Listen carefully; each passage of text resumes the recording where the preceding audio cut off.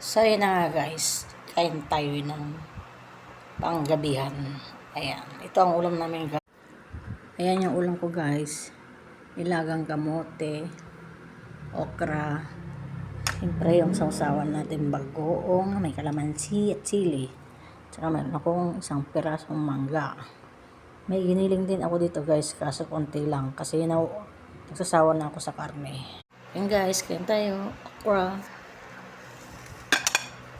So, sa mabugoong. Okay, passengers.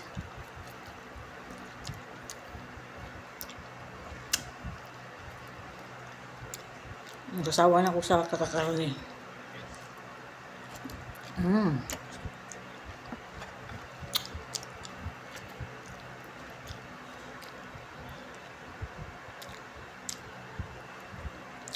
Talbos ng kamote.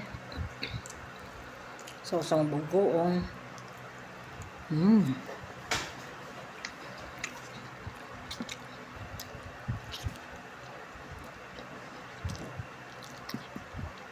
Mangganes.